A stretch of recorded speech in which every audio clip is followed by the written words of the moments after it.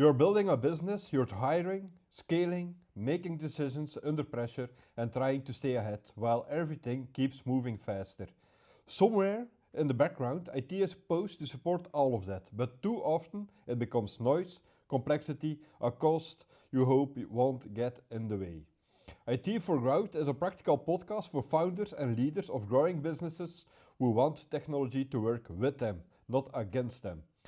No hype, no jargon, no theory for theory's sake. Just honest conversations about how IT, security, and smart digital choices can quietly remove friction and support real growth. If you believe IT should enable ambition instead of slowing it down, you're in the right place. Let's get into today's episode. There is a moment in almost every growing business where things start to feel heavier, not broken, not chaotic, just heavier. Decisions take longer, small changes feel more complicated than they should. No new hires need more hand holding than expected, and yet, when you look at your IT, everything seems to be working. The emails works, the files are accessible, meetings happens, nothing is on fire. And that's exactly why this moment is so dangerous. Because growth rarely collapses your IT overnight. It slowly exposes its limits. Today's episode is about that invisible phase. The phase where your IT isn't falling, but it's no longer supporting you either. It's simply keeping up, and for a business with ambition, keeping up is not enough. Most businesses don't outgrow their market first, they outgrow their internal systems. I've seen companies with strong demands, motivated teams, and clear direction get stuck because their IT foundation was never designed for scale. It was designed for survival, for speed, for we fix it later. At the beginning, that approach makes sense. You choose tools quickly, you plug gaps as they appear, you make things work. Flexibility matters more than structure, and nobody wants heavy processes when the focus should be on customers and momentum. But growth changes the rules. What once felt agile starts to feel fragile. This is where the illusion of stability kicks in because nothing is technically broken. It feels safe to assume nothing needs attention. But under the surface, inefficiencies pile up.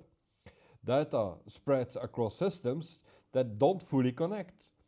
Knowledge lives in people's heads instead of processes. Access rights grow organically without clear ownership. Security settings are inherited from old decisions that nobody remembers making. The business adapts by creating workarounds. Someone builds a spreadsheet to bridge a gap, someone else manually checks things that should be automated, and over time these workarounds become part of the daily operations. They feel normal until someone is absent, until volume increases, until a client asks a question that should be easy to answer but suddenly it isn't. What's often underestimated is how much energy this costs, not just time but mental load.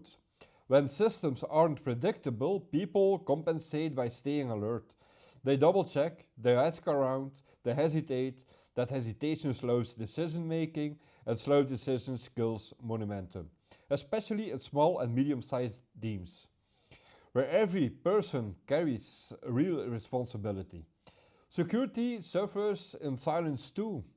As long as there's no incident, security feels theoretical.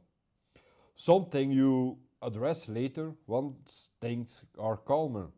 But growth never makes things calmer. It increases exposure, more users, more devices, more data, more integrations. Each one slightly increases risks. And the problem isn't malicious intent, it's complexity. Complexity creates blind spots, and blind spots are where incidents start. The uncomfortable truth is that many businesses only rethink their IT after something goes wrong, a breach, a serious outage, a compliance issue. By then, the conversation is reactive and emotional. Fixing things under pressure is expensive and disruptive. Forward thinking companies do the opposite. They review their foundations while things are still working, precisely because that's when change is the easiest. This doesn't mean over engineering or buying expensive tools, it means asking better questions. Does our IT reduce friction or creates it? Does it help people move faster or does it require constant explanation? Could we double in size without doubling complexity? If the honest answer is no, that's not failure, that's insight. Here is a simple exercise that reveals more than most audits. Imagine your business with twice the people and twice the workload. Nothing else changes, same tools, same setup, same processes. If that thought experiment feels stressful, you found your growth limit. That's your starting point. Growth friendly IT doesn't wait for problems, it removes friction before it becomes visible. IT for growth isn't about perfection, it's about alignment. When your systems quietly support how your business wants to move, you feel it. Decisions are easier, teams trust their tools, security feels integrated instead of bottled on. And growth feels lighter, not heavier. If episode 1 was about the mindset and episode 2 was about the direction, then this episode is about awareness. Seeing what's really there, not just what appears to work. In the next episode, we go one step further and talk about how to turn IT from a necessary expense into something that actively enables better decisions and stronger leadership. Thanks for listening. Take a moment this week to look behind the curtain of your own setup.